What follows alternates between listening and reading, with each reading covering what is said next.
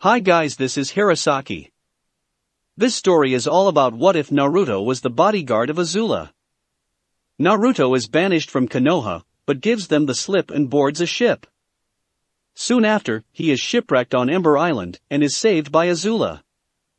3 years later, Naruto is Azula's bodyguard while she hunts for the Avatar, but did he see the last of Konoha?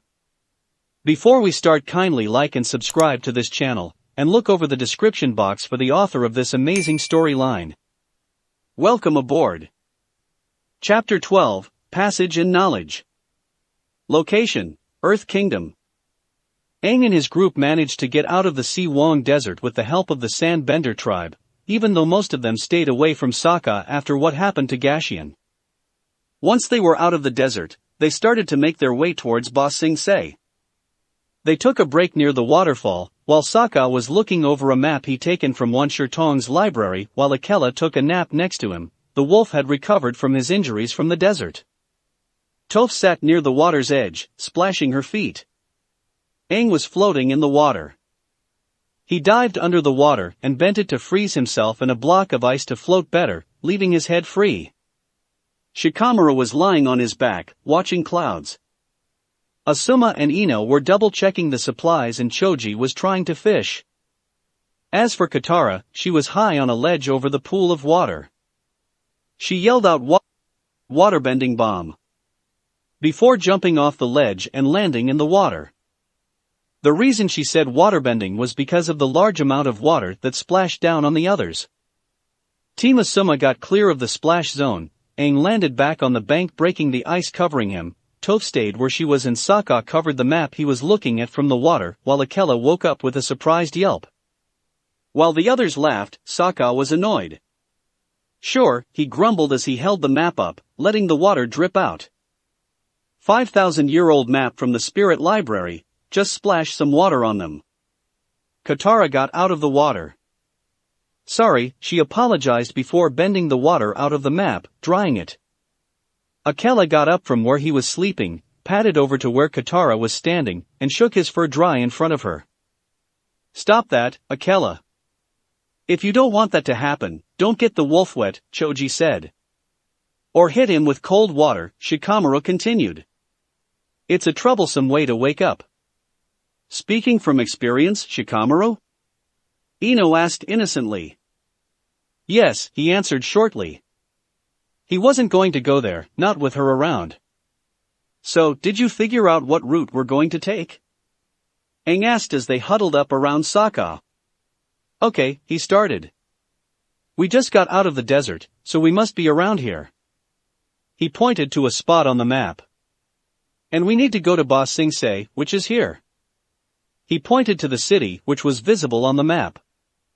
It looks like the only passage connecting the south to the north is this sliver of land called the Serpent's Pass. You're sure that the best way to go? Toph asked him. She couldn't see the map, but the name itself was foreboding. It's the only way, he replied. I mean, it's not like we have Appa to fly us there. Shush up about Appa, Katara whispered to him. Can't you at least try to be sensitive? The two of them looked at Aang.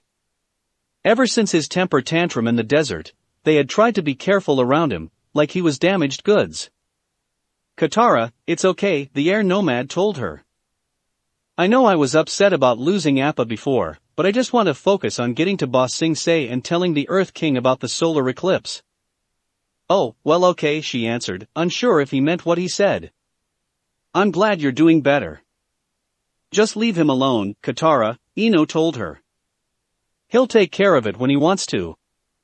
It was better to let him sort it out on his own. Then to Ba Sing Se we go, Sokka declared, rolling up the map and standing up. No more distractions. Hello there, fellow refugees. A voice called out. Behind the group stood a man and two women, one of which was pregnant. Sokka just scowled at them. How troublesome, a distraction, Shikamaru said in a very dry voice. Knock it off, Shikamaru. Ino berated her teammate. Introductions were soon made. The man's name was Tan, and he was traveling with his sister and pregnant wife. So, are you guys heading to Ba Sing Se too? Aang asked them. Sure are, Tan answered. We're trying to get there before my wife, Aang, has her baby. He rubbed Ying's swollen belly. Great, we can travel through the Serpent's Pass together, Katara said. Tan, his sister, and his wife flinched. The Serpent's Pass? Asked Aang. Only the truly desperate take the deadly route. Deadly route, Toph repeated before hitting Sokka in the arm.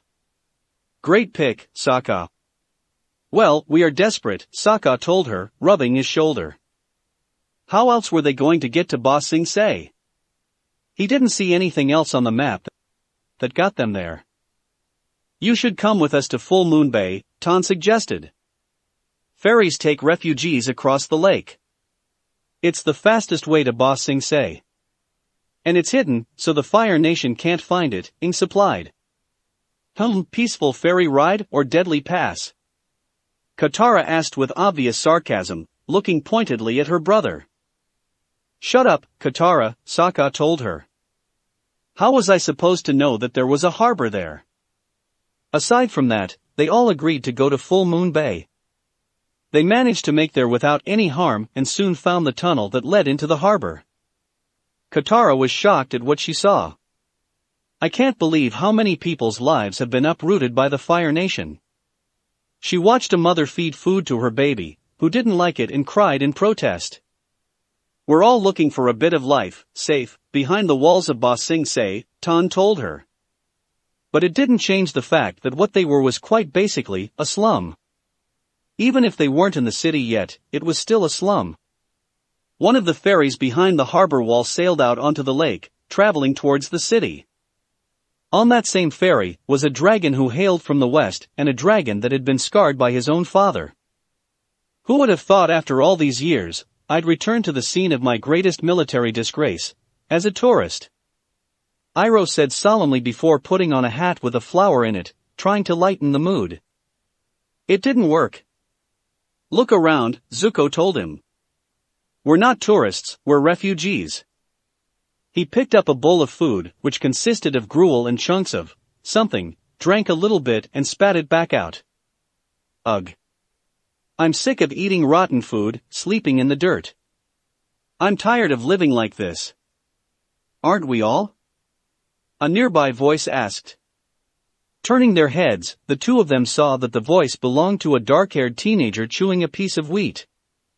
My name's Jet, he introduced himself. And these are my freedom fighters, Smellerbee and Longshot. Hey, Smellerbee greeted. Longshot just nodded. Zuko looked back out at the water. Hello, he said. They were trying to blend in.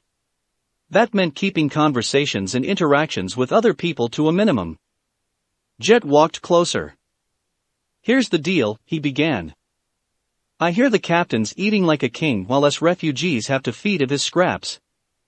Doesn't seem fair, does it? What sort of king is he eating like? Iroh asked.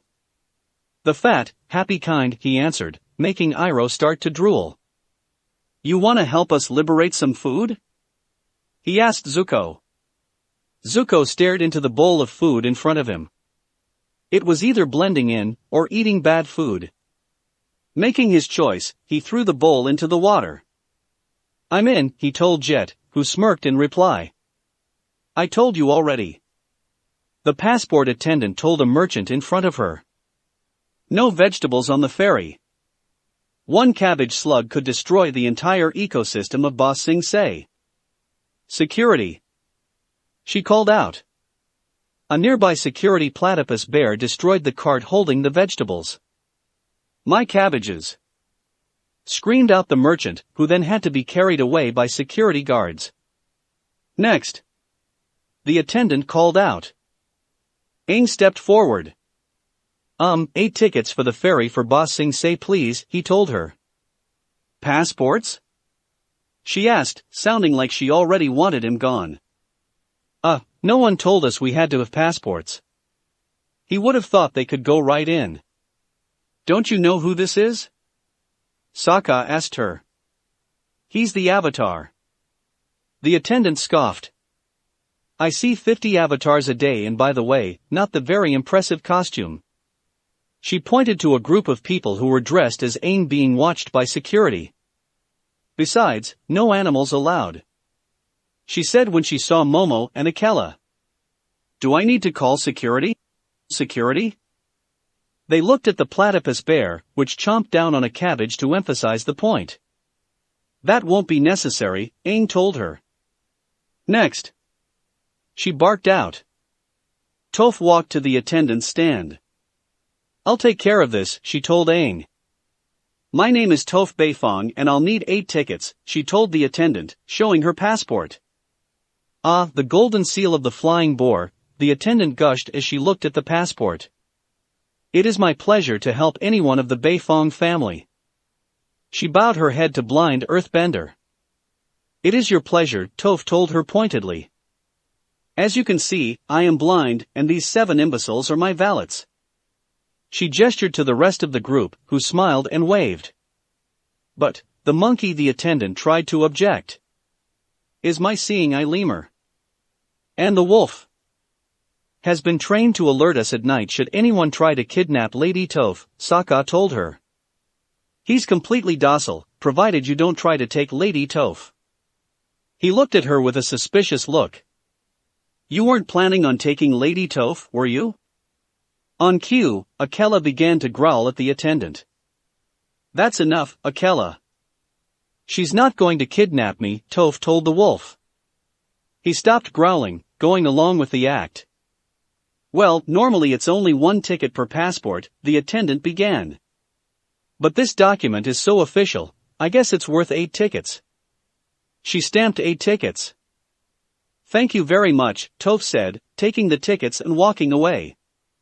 The rest of the group followed. Akela barked once loudly. Yes indeed, Akela. The attendant is a suck-up, Sokka said loudly, letting the whole line hear him. It loosened the tension a little bit by making the line laugh. The attendant scowled, but he didn't care. What he did care about was when someone grabbed by the back of his shirt and pulled him around. Tickets and passports please, a guardwoman demanded. Is there a problem? He asked cautiously. He didn't think his comment was too out of line. Yeah, I got a problem with you, she told him. I've seen your type before. Probably sarcastic, think you're hilarious, and let me guess, you're traveling with the Avatar. He looked at her closely. She seemed familiar for some reason. Do I know you? His shirt was grabbed again. You don't remember? The guard demanded. Maybe you remember this. She kissed him on the cheek. Didn't see that coming, Shikamaru commented. Me neither, Ino agreed. Sokka, on the other hand, brightened up and said Suki. Before hugging her with a big grin on his face. He hadn't recognized the Kyoshi warrior without her gear and makeup on. She broke the hug. Sokka, it's good to see you, she told him with a smile on her face. Hold up, I think some of us need an introduction here, Toph said. Personally, she was at a loss and she didn't like that. She wanted some information quickly. Right, sorry about that, Sokka replied, looking at the rest of the group. Guys, this is Suki. She's the leader of the Kyoshi warriors. Suki, this is Toph Beifong, Aang's earthbending teacher. Nice to meet you, Suki greeted the blind earthbender. This is Asuma Sarutobi, Choji Akimichi, Ino Yamanaka, and Shikamaru Nara, he introduced Team Asuma. They were hired to protect us. Nice to meet you, Asuma said. Hey, Shikamaru said lazily. It's nice to meet you, Suki, Ino said. Kyoshi warriors, isn't that the group you said you saw in the desert doing it? Choji didn't finish what he was saying due to the fact Asuma covered his mouth to stop him from talking. Of all the things you could have said, you went with that. Sokka demanded. Why would the Akimichi say something like that? What were we doing, Sokka? Suki asked in an innocent, dangerous voice. Something that I'll only tell you when I'm not sober, he told her. He was certain that he wouldn't want to remember what came next. He heard a woof, woof and saw that Akela was giving him a pointed look. Sorry. Suki, this is Akela. The wolf padded forward and started to sniff her thoroughly, going all around her. Once he was done, he went back to Sokka's side and nodded. What just happened? Suki asked him. He approves of you. Realizing the fact that they couldn't talk in the open, Suki led them a place where they could do so in peace. You look so different without your makeup, Katara told her. And the new outfit. The waterbender looked at the uniform she was wearing. It was completely different. That crabby lady makes all the security guards wear them, she explained. And look at you, sleeveless guy, she said to Sokka, looking him over. Been working out? I'll grab a tree branch and do a few pull-ups now and then. Nothing major, he told her while stretching, showing off without shame. Are the other Kyoshi warriors around? Aang asked her. It made sense to him. If she was here, the others must be too. Yeah, she answered.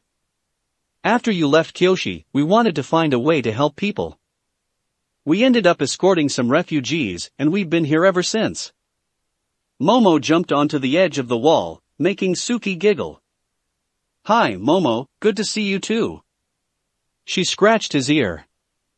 So why are you guys getting tickets for the ferry? Wouldn't you just fly across on Appa?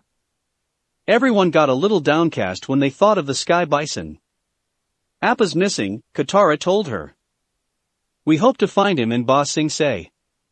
The information they got from the sandbenders was all they had to go on. I'm so sorry to hear that. Are you doing okay? She asked Aang. He looked at her, and then at the rest of the group. They all had a look of concern on their faces. I'm doing fine, he told them, trying to reassure them. Would everybody stop worrying about me? Avatar Aang called out Aang from below, getting his attention. You have to help us.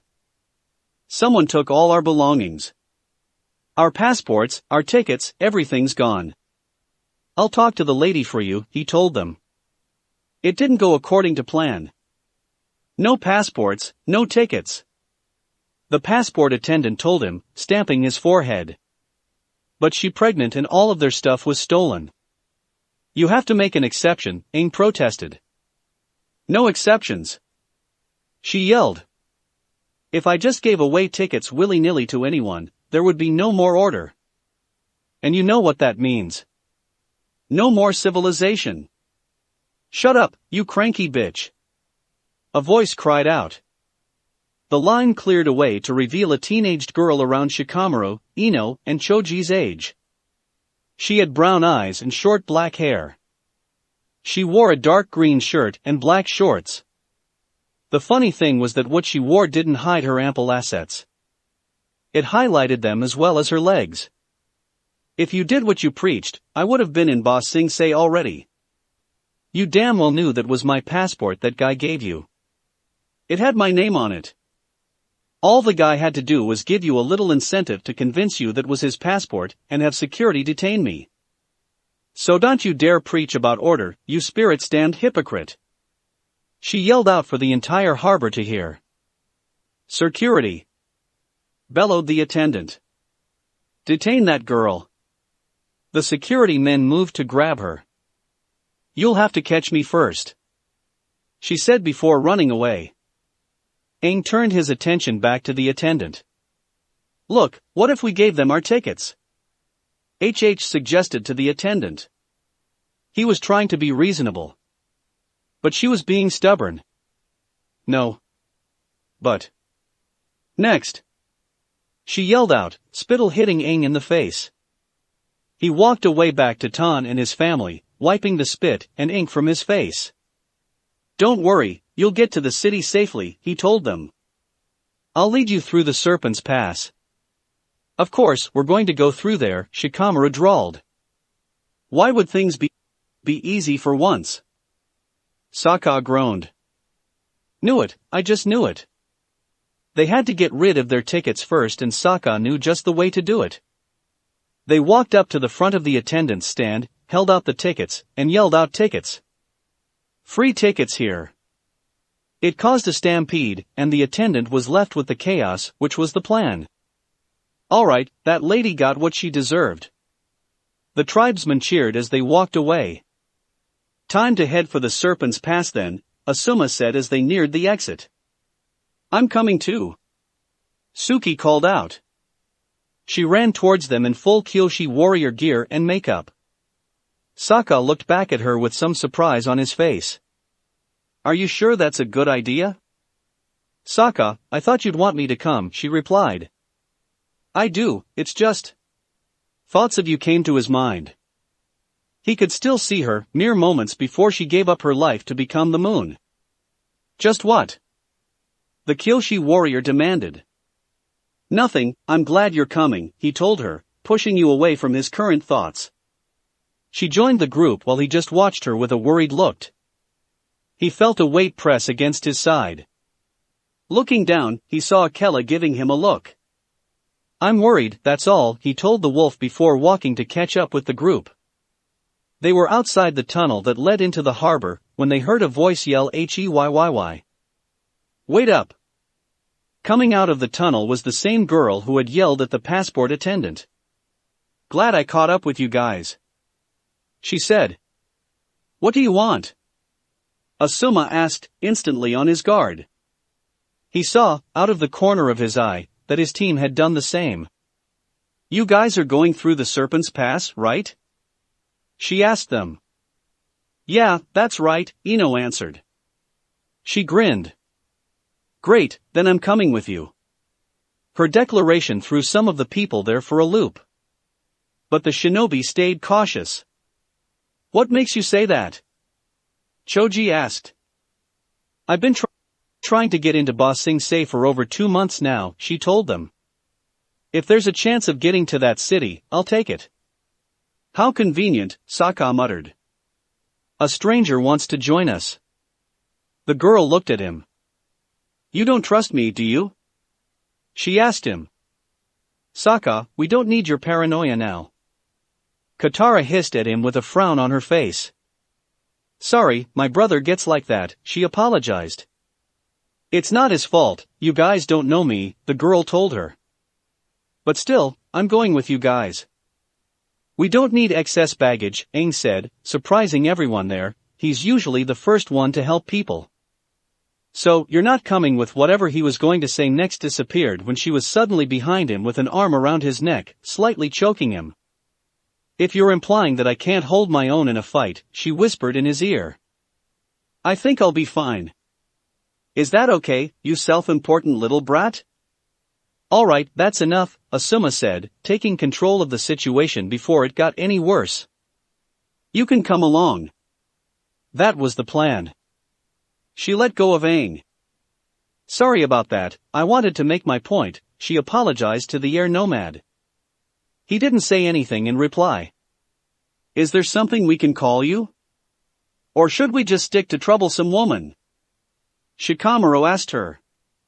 Oh right, knew I forgot something, she said with a small blush on her face. My name is Shu Yi. Is there anything else? Yes, I have a question, Ino said as she stared at the girl. What exactly do you eat?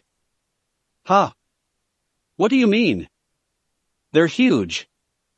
The kunoichi pointed to her breasts. She couldn't get that size if she tried. Her face blushed fast. Don't stare at them. She cried, covering them as best she could. It's bothering me. She didn't like when people did that. Wow, a girl who's insecure about her breasts being that big, the guys in the group, except Aang, thought to themselves. Sorry, Ino instantly apologized. She didn't mean to make the girl feel uncomfortable. It's okay, Shuyi told her, still trying to hide them. Just don't stare at them like that. Back in my village, the other girls started to make fun of me when they got bigger. Anyway, we'd better get going, Azula announced. The girl was coming, and they had already agreed. So, they might as well get moving. They made their way to the Serpent's Pass, which took them surprisingly little time. This is the Serpent's Pass? Sokka asked as he looked at the beginning of the trail. I thought it would be windier. You know, like a serpent. I guess they misnamed it. Try to think vertically instead of horizontally, Shikamaru suggested. He tried doing that. Sorry, still not seeing it. All he saw was a very tall, very thin pathway. Aang noticed something on a nearby post. Look at this writing, how awful, she said as she read what was there. What does it say? Toph asked. She wasn't even looking in the direction of the writing, but she was curious all the same. Katara looked at the writing. It says abandon hope, she read aloud for all to hear. How can we abandon hope? It's all we have, Aang asked. It was the only thing that kept them going to get to Ba Sing Se. I don't know, Aang said. He had been taught differently. The monks used to say that hope is just a distraction. So maybe we do need to abandon it. Katara was about to say something but Shui cut her off. If that's the case, then your monk friends were probably among the stupidest people in this world, she said. Aang gripped his staff tightly. What did you just say? He asked her, looking at her but not moving from where he stood. No one insulted the monks in front of him. You heard me, she replied, completely calm and not letting anything show. But right now, we just have to keep moving. She started to walk onto the trail of the Serpent's Pass. The group was silent for a few minutes. We might as well follow her, Choji said. Everyone else agreed with what he said and followed the girl. They had to be careful when traveling across the Serpent's Pass. The part they were on now was just a thin path against a wall of rock. The Fire Nation controls the Western Lake, Suki explained when they saw a Fire Nation ship on the water. Rumor has it they're working on something big on the other side, and they don't want anyone to find out what it is. Aang gave the nearby ship a glance, but kept on walking. Everyone else followed him until the edge of the path beneath Tan gave away, making him begin to fall towards the water. Toph bent a slab of rock to jut out so that he could land safely. She then bent the rock to send him back onto the path. I'm okay, he said, reassuring his family. But the falling rock alerted the Fire Nation ship. They spotted us. Sokka called out as the ship began to sling fireballs at them. Let's go. Let's go. Aang leapt off the path to meet the fireball head-on. With a swing of his staff and some air bending, he sent it flying back into the ship's smokestacks, destroying them completely. But they could still sling fireballs. Another one was fired and hit the side of the cliff above them, causing rocks to start to fall. They were heading straight for Suki until Sokka pushed her out of the way. They were about to hit him when Toph bent the cliffside to jut out at an angle, allowing the rocks to roll off into the water. Suki, are you okay? Sokka demanded as he helped her stand up. You have to be more careful. Come on. He led her down the path, leaving Toph standing alone with Momo. Thanks for saving my life, Toph. Hey, no problem Sokka, she muttered to herself before joining the run. Aang joined them as the Fire Nation just sat in the water. They ran on for a little more time before finally stopping to catch their breath. I think we're out of the danger zone, Asuma said looking back. The Fire Nation ship had been damaged and wasn't pursuing them. We need to keep moving, Aang said, looking ahead. We figured, Mr. Moody, Shui said. You go on ahead, we will follow. He just glared at her and started walking away. The group followed as Katara walked alongside Shui. Why do you keep insulting him like that? She asked. Simple, because I can, Shui answered with a shrug, like it was the simplest thing out there. But he's the Avatar. That fact alone should have commanded respect from everyone who knew what that meant. So. It doesn't matter. He's just another kid who thinks he's hot stuff. Besides, if he is the Avatar, he should have manned up 100 years ago. But he ran. So, I think I can insult him all I want, and there's nothing you can do about it. she walked up the group, leaving Katara alone. They kept on walking until the sun was setting. By then they had found a place where they could sleep for the night, so they decided to make camp. Sokka saw that Suki was setting up near the edge. "Suki, you shouldn't sleep there," he told her. "Who knows how stable this ledge is? It could give way at any moment." He grabbed her gear and carried it away. "Sokka, I'm fine. Stop worrying," she told him. You're right, he told her as he laid out her gear. "You're perfectly capable of taking care of yourself." Suki began to sit down. "Wait!" he barked out, leaping in front of her. "Oh, never mind, I thought I saw a spider." "But you're fine."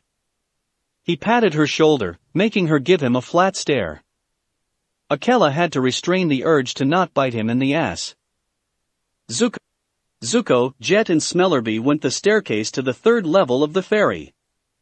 Waiting for the guard to pass, they made their way to the storeroom. Smellerbee was on lookout while Zuko and Jet went for the door. Ramming an end of one of his hook swords into the lock, Jet was able to open the door. After making sure there weren't any guards, the two quickly got to work. Jet cut the dead animals from their strings and bagged them while Zuko used his swords to stack and tie up bowls that were filled with food before bagging them as well. "Guards coming," Smellerbee called out in a hushed voice. They got out of the storeroom, closing the door behind them, and ran to the railing. 2 levels below, Longshot was waiting. He fired off an arrow with a rope attached. It hit the railing, allowing Zuko, Jet and Smellerbee zip down the line with the goods intact. Longshot pulled and the arrow broke away from the railing, letting it fall down just as a guard went by. The 4 of them walked away, making sure no one saw them with the food. Aang stood alone, watching the water below him. Katara walked up behind him. "You know, it's okay to miss Appa," she told him. He said nothing. He just kept looking out to the water. "What's going on with you? In the desert, all you cared about was finding Appa, and now it's like you don't care about him at all." "You saw what I did out there," he answered. "I was so angry at losing Appa, I couldn't control myself. I hated feeling like that." The monks would have looked at him with disappointment in their eyes if they had seen what had happened with the sandbenders. "But now you're not letting yourself feel anything," she protested. "I know sometimes it hurts more to hope, and it hurts more to care.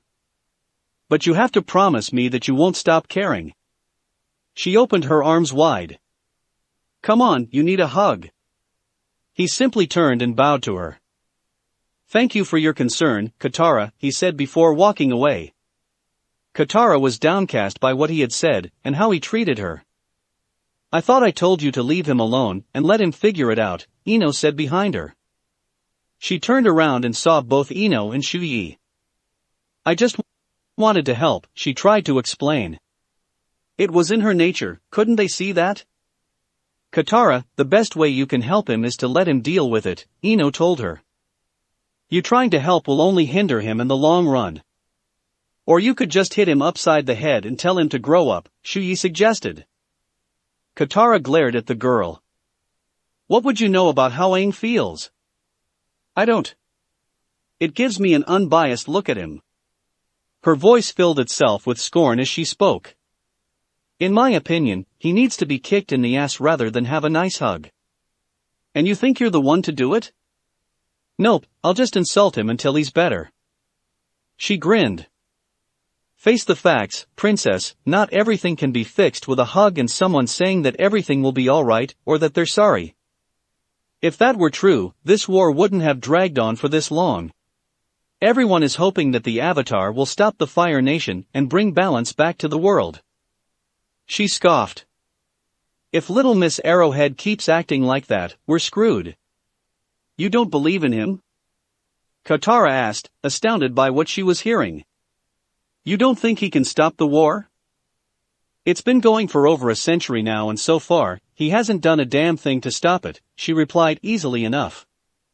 "Well, what about you? Do you have a plan to stop the Fire Lord? Did your parents train you in the ways of the warrior so you could help save the world?" No, you're just here because your village got burned to the ground and you hope to find safety in Ba Sing Se. The waterbender yelled at her.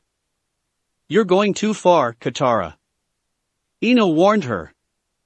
Shu Yi's grin disappeared, and she looked like she was desperately trying to make sure she wouldn't beat Katara into the ground right then and there. For the record, princess, my village hasn't been burned to the ground, they just kicked me out because they didn't need, and I quote someone that's not wanted here, she grounded out. And yes, my parents didn't teach how to fight in the war, probably because I was raised by a woman who was skilled in the world's oldest profession, who kicked me out when I was 10. She walked away, anger showing in her steps. The two girls watch her leave. You went too far there, Katara, Ino told her. Sometimes, the waterbender just didn't know when to stop. Maybe I did, she admitted. But why would a huntress kick her out of the house? Ino looked at her like she couldn't believe what she had just heard. What? The oldest profession in the world is being a hunter, right? They had been around for as long as anyone could remember. The kunoichi shook her head in exasperation. She wasn't raised by a hunter. She was raised by a whore.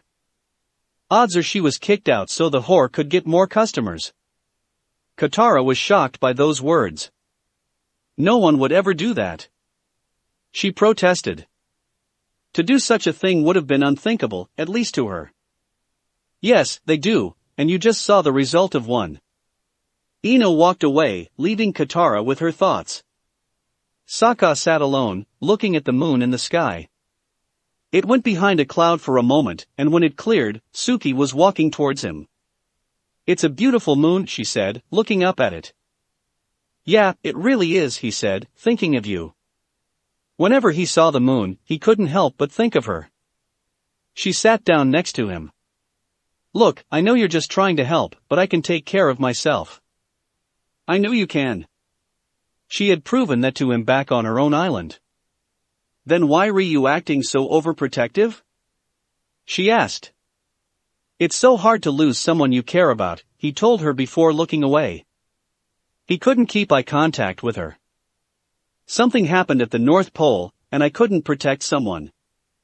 I don't want anything like that to happen again.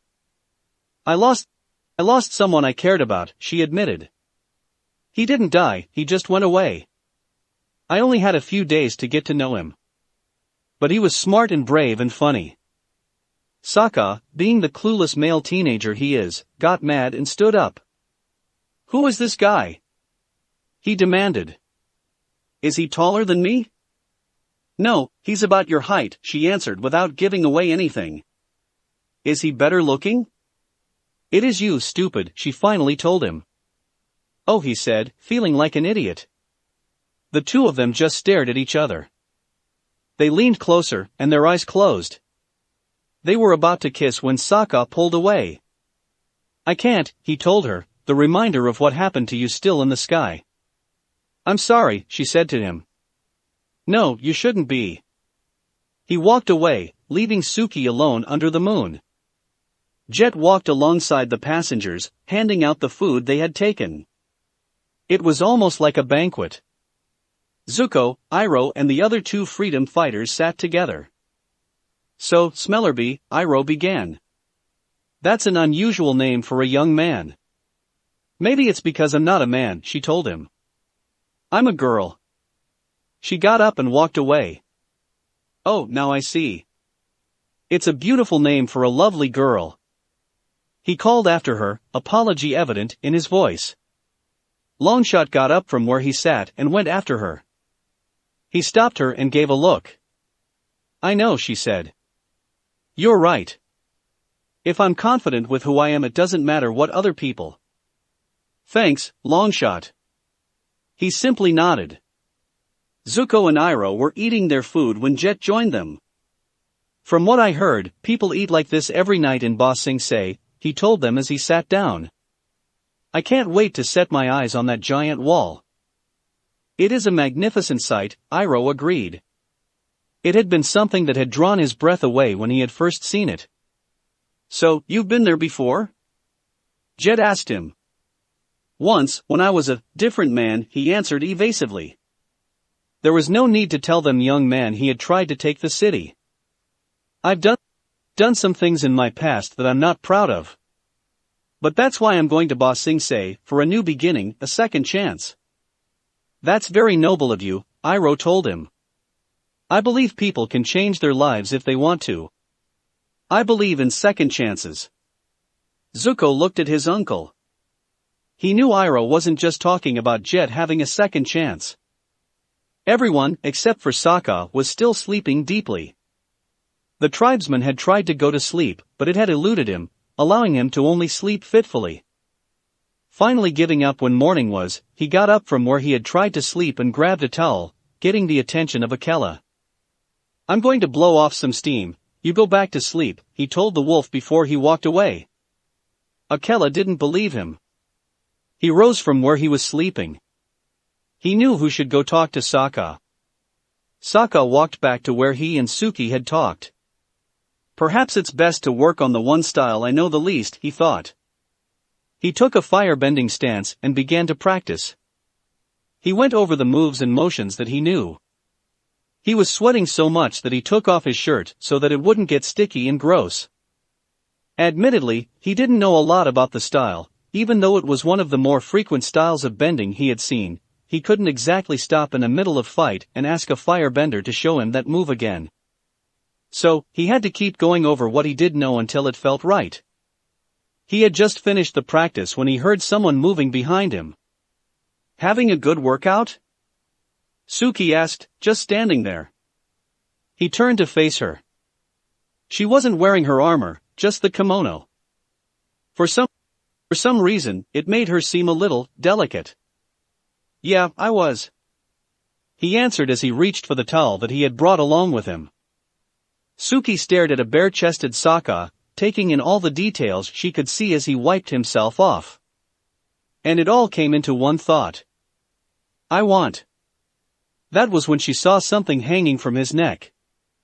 Sokka, are you a paragon? She asked with amazement as she looked at his medallion. He stopped drying himself and looked down. Why? He asked cautiously. Her hand dipped into her kimono and she pulled out a similar medallion. The difference was the top of her medallion held the ancient symbol for Earth. He just stared at her in surprise. You're the paragon of the Earth Kingdom, she finished. But how? It was the only thing he could think to ask her at that moment. When I started my Kyoshi warrior training, I also learned how to use the 4 bending arts, even though I wasn't a bender, she explained. The day the Kyoshi warriors left, Oyaji pulled me aside. He said that I had been trained for this. He gave me this and said that even though he was not a high-ranking member of the order, he was high enough to be able to give me it to me. She lifted her paragon medallion slightly to emphasize his point. He said that I was now the Earth Kingdom paragon and told me what that meant. The last thing he told me was that no matter what happens to the bending countries, and no matter what the Avatar does, the 4 paragons stand as one. Have you met Saifu? He asked her. If she truly was a fellow paragon, she would have met the spirit. She nodded. He visited me that same night. The first word out of his mouth was finally. He chuckled. That sounds like Saifu, all right. They both laughed at that. So, you've been trained in all 4 bending styles? She nodded. Yeah. She knew each style quite well. Then maybe you can help me. I don't know much of fire bending, you could probably help me. He dropped into a fire bending stance, showing an open challenge. She smiled. You're on. They began to spar, stopping every now and then so she could correct something that he was doing wrong. He began to understand what she was showing him, and the spars lasted longer. They had barely noticed that the sun was rising.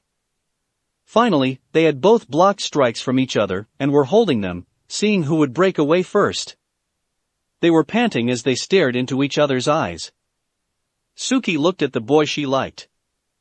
Whoever was going to break away first was not the only thing on her mind. Finally, she couldn't hold it in anymore.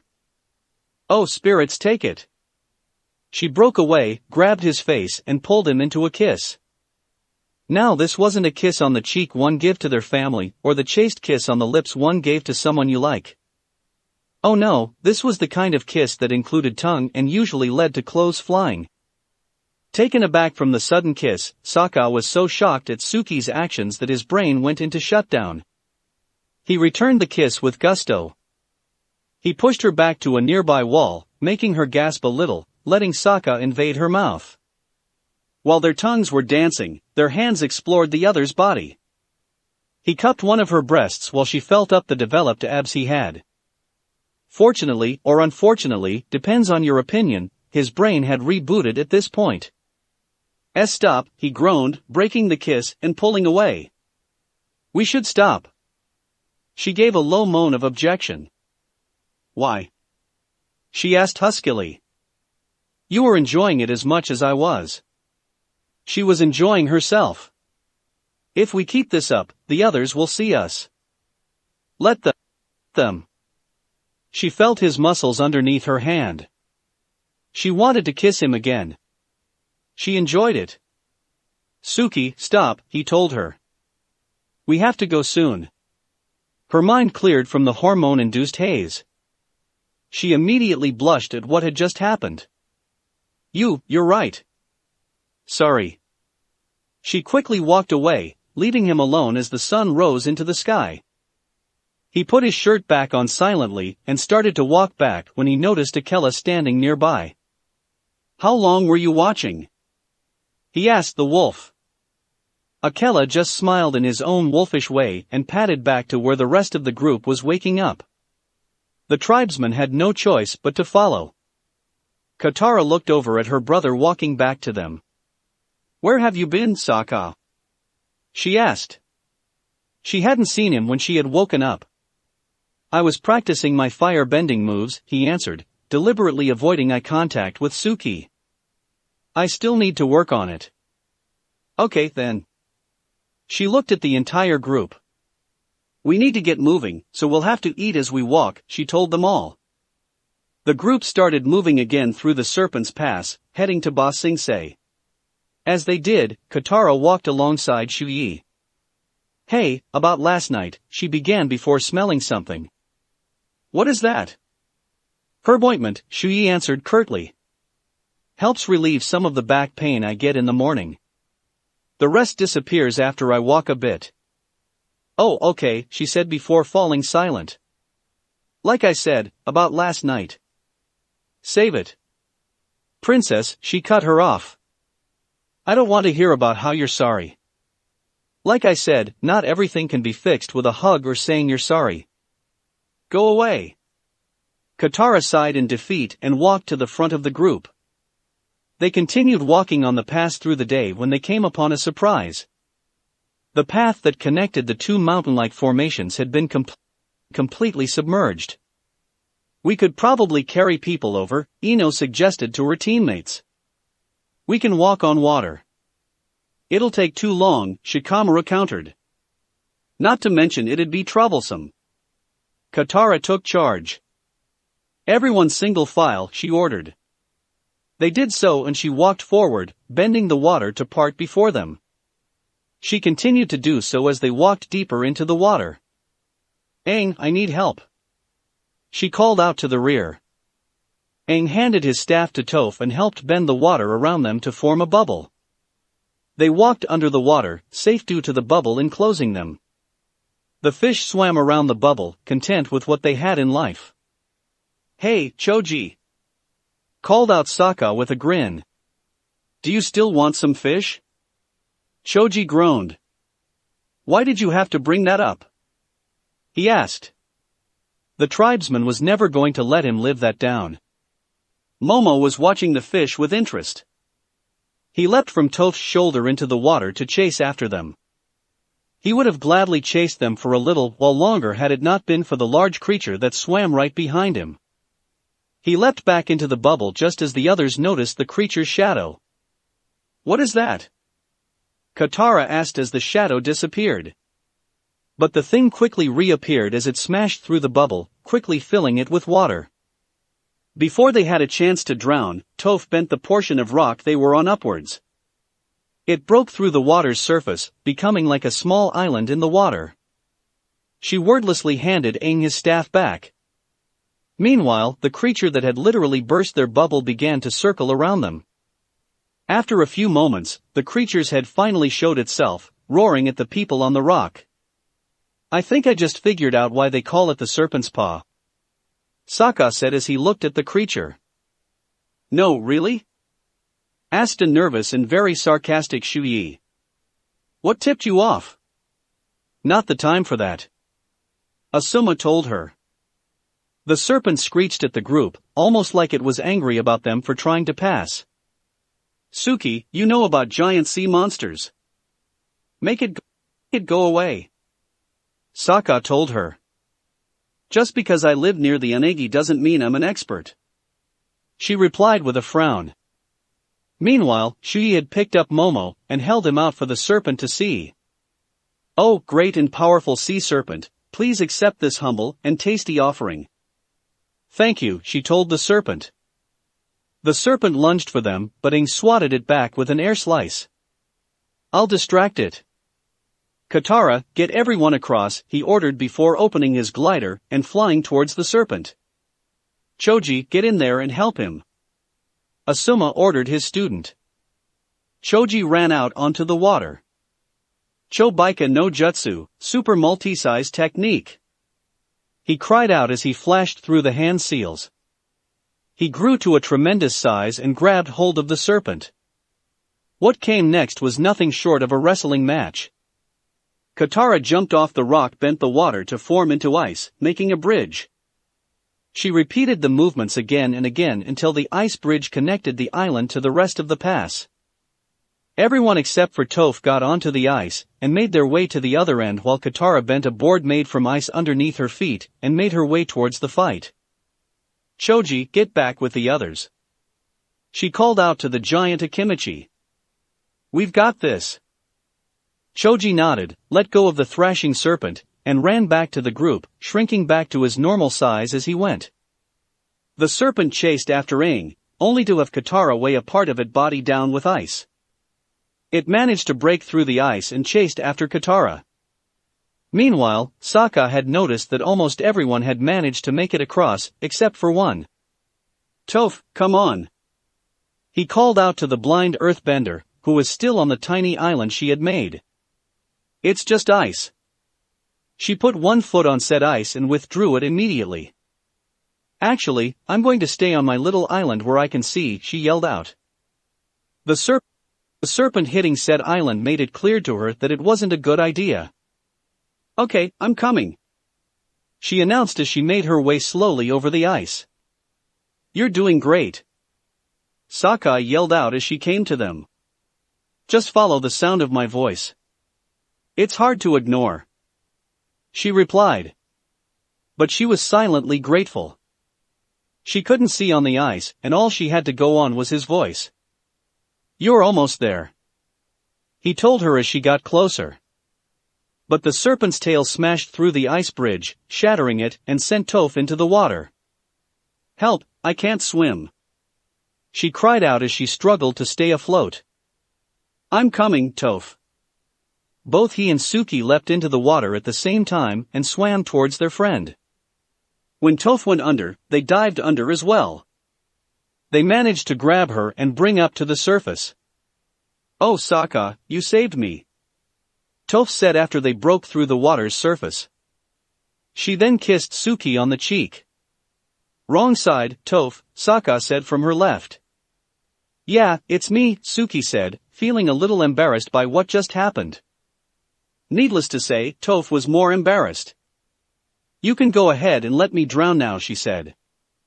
Sokka and Suki just swam back to the group with her in their grasp.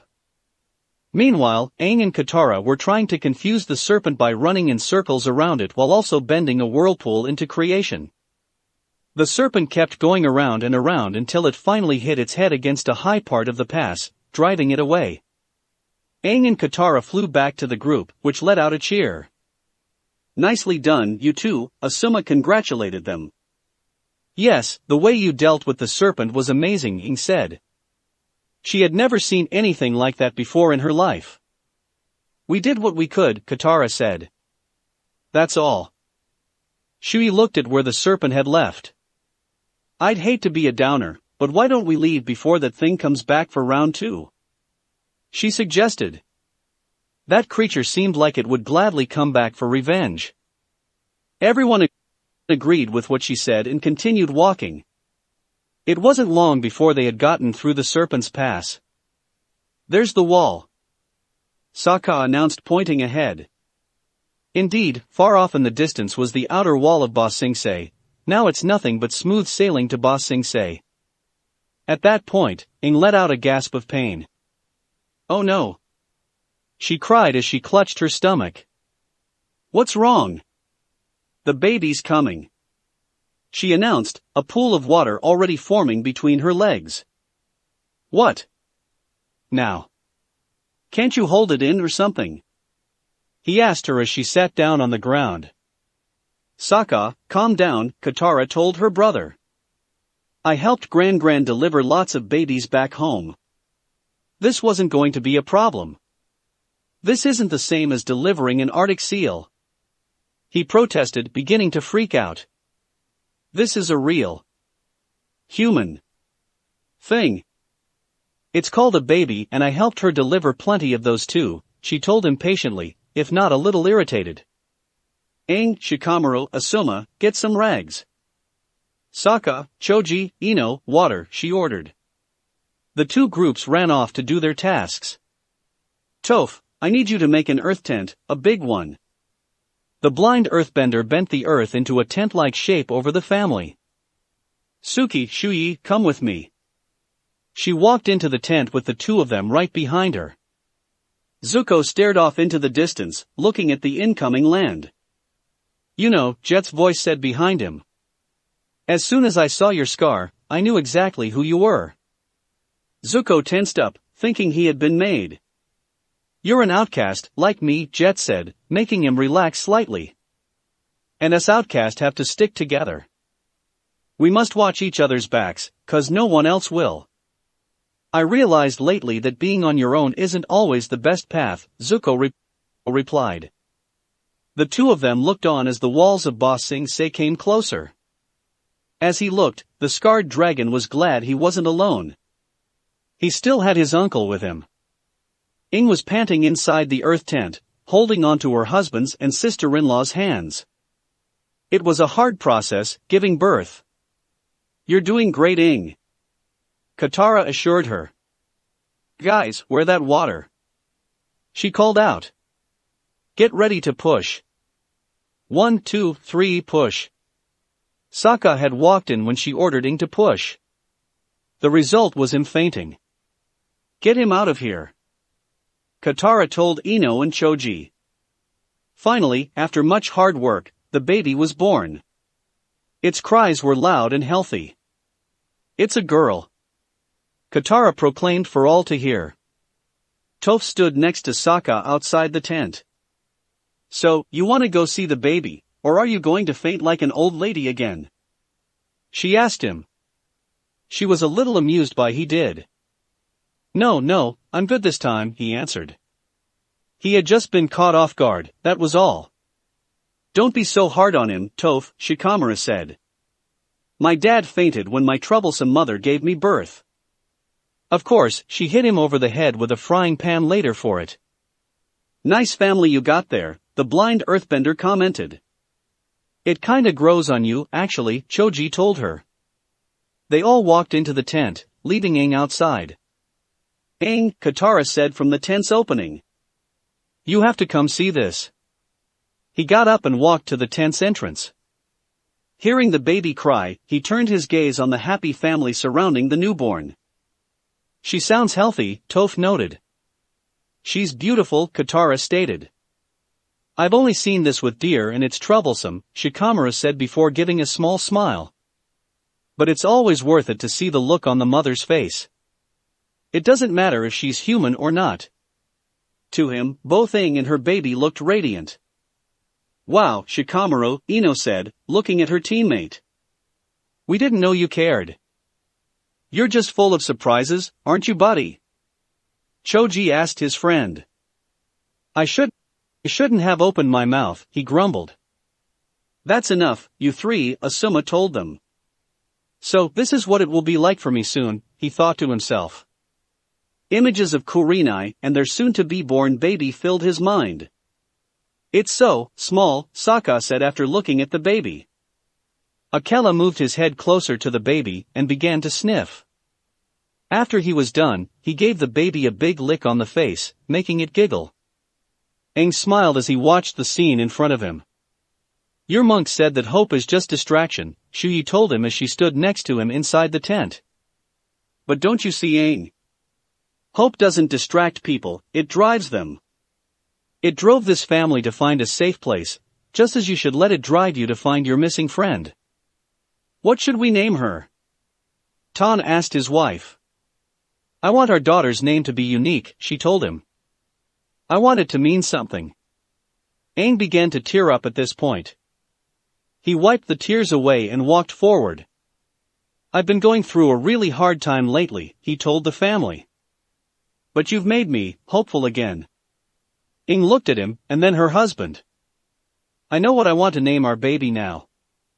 Hope, she said. That's a perfect name, Tan agreed. Hope. They both looked at their baby, happy to have a new member to their family. Everyone filtered out of the tent so they could have some time alone. Aang pulled Katara aside. I thought I was trying to be strong, he told her. But really I was just running away from my feelings. Seeing this family together, so full of happiness and love, it's reminded me of how I feel about Appa, and how I feel about you. Katara cried a little but wiped the tears away. She and Aang gave each other a hug. They broke the hug and saw that Shuyi was standing nearby. It took you long enough to stop moping around, she told Aang. But I thought you said he needed a kick in the ass, Katara pointed out, remembering that conversation quite vividly. I said that was my opinion, princess, she replied. I also said that not everything could be fixed with a hug. She smiled. I never said that this wasn't one of them. Aang looked around and saw his friends gathering around him. I promise I'll find Appa as fast as I can, he told them as he took his staff from Toph. I just really need to do this. See ya in the big city, Sokka told him. Say hi to that big fuzzball for me, Toph said, punching him in the arm. I hope you'll find him soon, Ino said. Good luck, Choji told him. Try not to get lost, it'd be too troublesome to go and look for you, Shikamaru said. Don't be afraid to ask us for help when we get there, Asuma told him. It never hurt to ask for help. You'll find him, Aang, Katara said. I know, he replied. Thank you, Katara. He opened up his glider and was ready to take off. You ready, Momo? He asked the lemur, who was also ready to take off. They flew up and away to Ba Sing Se with everyone waving them goodbye. As Sokka double-checked the contents of his stuff, Suki walked up to him. Sokka, it's been really great to see you again, she said. Whoa, hold on, he said as he stood up. Why does it sound like you're saying goodbye? I came along because I wanted to make sure you got through the Serpent's Pass safely, she explained. But now I need get back to the other Kyoshi warriors. So, you came along to protect me? He asked, completely surprised. Listen, she said, her face blushing. I'm really sorry about last night, and this morning. We were saying things and sparring. I just got carried away and before I knew it, whatever she was going to say next stopped when Sokka kissed her on the lips, catching her off guard. You talk too much, he told her before kissing her again. This time she returned it. Akela watched the two with satisfaction. Chapter 13, Breaking and Entering. Location, Ba Sing Se. The drill made its way towards the outer wall, the sides protected by Fire Nation tanks. The sections collapsed and elongated, like a caterpillar or a snake moving. As it moved, it was stabilized by metal poles jutting out into the ground. As the drill got closer to the wall, the command tower rose, allowing those inside a better view. Inside the tower sat the princess of the Fire Nation as well as her two friends. After returning the tank train to War Minister Qin in Yudao, he asked them to follow him to a Fire Nation base near Ba Sing Se. When they arrived, he revealed the drill to them. And now, they were here. This drill is a feat of scientific ingenuity and raw destructive power, War Minister Qin stated. Once it tunnels through the wall, our troops will storm their city. The Earth Kingdom will finally fall, and you can claim Ba Sing Se in the name of your father. No, I won't, Azula said. I will claim it in the name of the Fire Nation. It was one of the things Naruto had beaten into her, almost literally. Never honor someone who has never fought a battle. As you wish, princess. But still, nothing can stop us. What about those muscular guys down there? Asked Ty Lee as she looked through the scope. Earthbenders were hopping into trenches, getting ready for a fight. Please, the War Minister said, sounding quite offended. The drill's metal shell is impervious to any earthbending attack. He tapped the scope to emphasize his point, surprising the acrobat. Oh, I'm sure it is, War Minister Qin, Azula told him. But just to be on the safe side, Mai and Ty Lee, take the earthbenders out. Mai stopped twirling her knife. Finally, something to do, she said as she got out of the chair. She had been bored ever since they got the drill. Both she and Ty Lee left the tower without saying a word. Katara and the rest made their way towards to Ba Sing Se. They had gotten closer when Aang and Momo flew back to them. Aang, what are you doing here? Katara asked him, surprised. I thought you were looking for Appa. I was, he replied. But something stopped me, something big. They were confused by his words, so he just motioned them all to follow him. They quickly made their way to the outer wall. Both Toph and Aang bent the rock underneath them to start sliding up the wall, almost like an elevator. So, what's so big that Appa has to wait? Sokka asked him. They had almost reached the top of the wall when they saw the drill. That, the air nomad stated. Shikamaru just looked at it. Well, it certainly is big, he said. I think that's an understatement, Shikamaru, Asuma said. The damn thing was huge.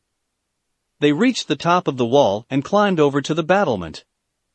We made it to Ba Sing Se and we're still not safe, Aang said as she held her baby. No one is. Aang had a brief look of thought before a voice spoke out. What are you people doing here? A nearby soldier asked, getting their attention. Civilians aren't allowed on the wall. Aang stepped forward. I'm the Avatar, he announced to them. Take me to whoever's in charge. Well, what do you know? Shu Yi said. Our little monk is actually trying to grow a pair. You should be so proud, she told Katara with a grin. Shu Yi, you shouldn't say stuff like that, Katara told her while blushing. It would imply things that weren't true, at least, not yet. I can say what I want. Speaking of which. She looked at the guards. Hey. If you don't want civilians up here, then you might want to consider getting these people off of it and into the city. She pointed to Tan and his family. We've got a couple here who just became parents. The guards got the point immediately. They escorted the family away from the wall, while everyone else went to the person in charge, who was soon revealed to be a general named Sung. It is an honor to welcome you to the outer wall, young Avatar, he said. But your help is not needed. Not needed? Aang asked, surprised by the man's attitude. He had never been so blatantly refused before. Not needed, the general replied, enunciating both words.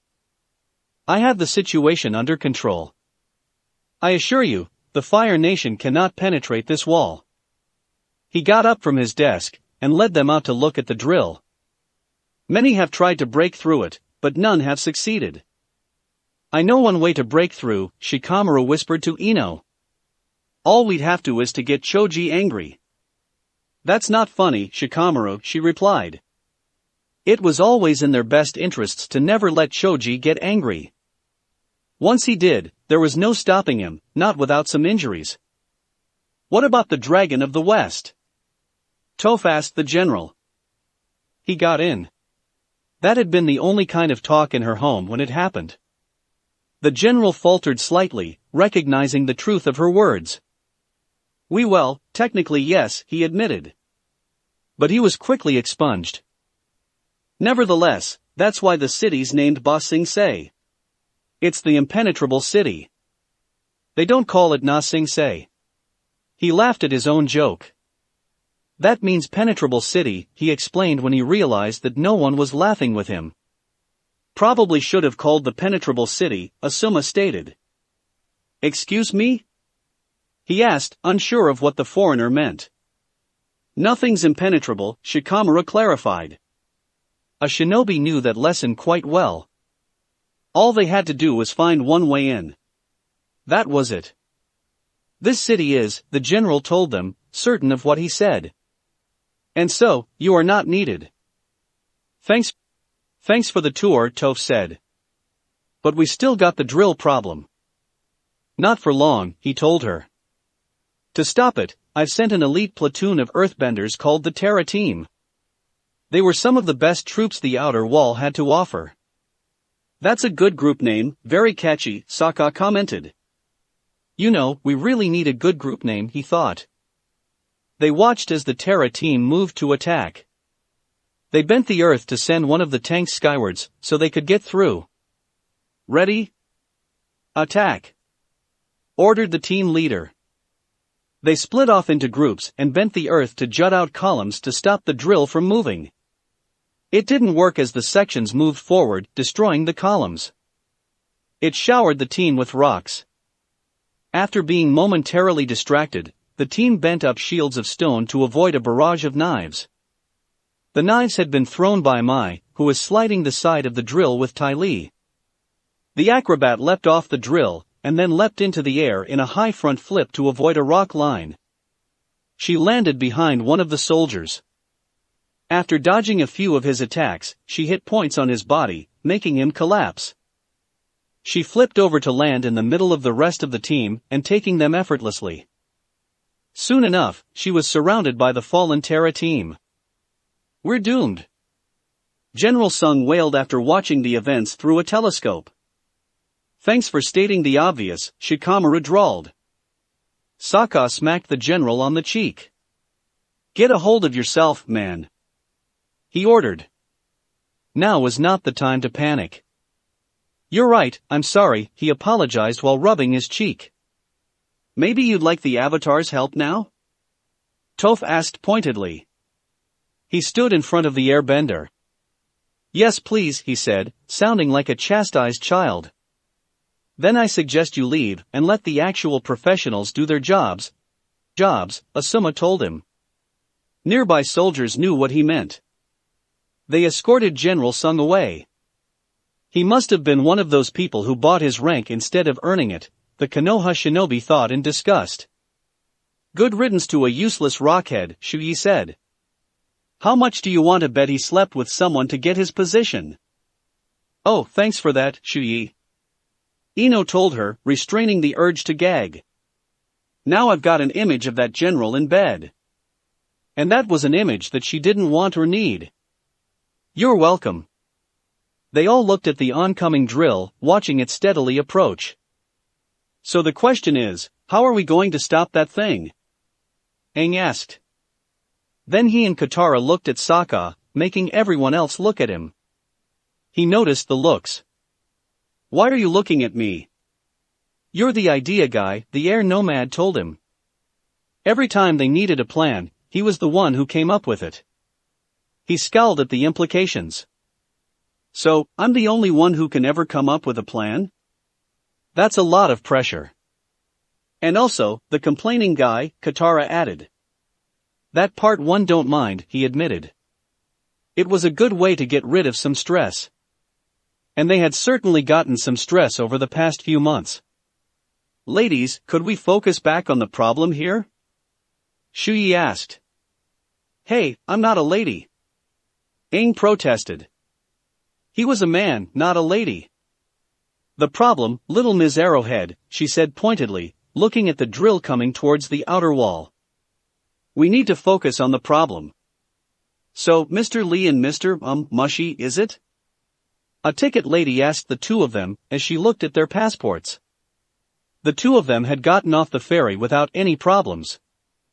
Now, they were trying to get into the city itself. It's pronounced mushy, Iroh corrected her. You telling me how to do my job? She asked with a frown that was on its way to annoyed. No, he assured her as he walked up to her booth. But may I just say you're like a flower in bloom. Your beauty is intoxicating. He was laying it on thick. The lady was by no means beautiful, but she ate up every word he said.